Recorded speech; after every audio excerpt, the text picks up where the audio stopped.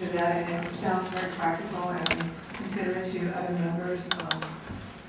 I would still object to that. Didn't have to be here, chose to be here, to come back to rules to hear the bill. And I would say that probably the majority, if not all, of the members who have opted to sit on education, which is a very important committee, and a committee that people do vie for, would have appreciated the opportunity to hear this bill. I haven't given so much time to the subject matter prior to that. Thank you. General. Pardon me, Representative Phillips. Thank you very much, Mr. Speaker.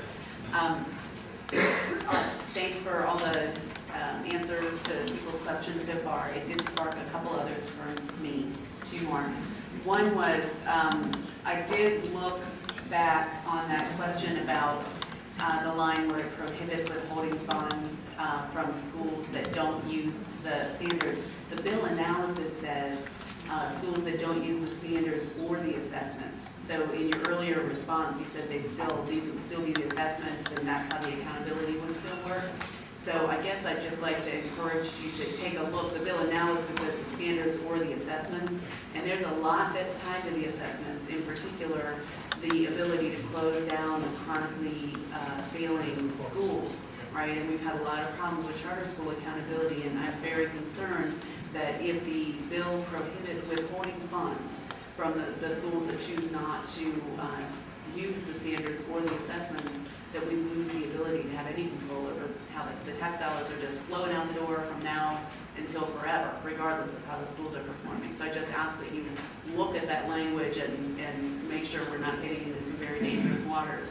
And then the other question, because when Representative Ramos asked about the standards from 2017 onward, that has that specificity with respect to the literature, but also with the sciences. There's a provision a little bit earlier in the bill which states that the state cannot develop standards in any subjects other than the ones spelled out here, starting on page 10. So where it has that specificity on the English language arts and the sciences, the bill prohibits the state from developing any other standards in subject areas that aren't outlined here. So that question about standards in the core existing disciplines of biology, chemistry, and physics, when we're talking about science, what does that mean in terms of any new developments in science or neuroscience or genetics or astronomy, or there are other areas of science and STEM fields that are of great importance in a state that wants to be nimble and responsive in a rapidly developing world in terms of scientific information. So I would, I guess, ask for your response and hope that you'll consider opening that up so we can be flexible as a state. Speaker Batchel to Representative Phillips.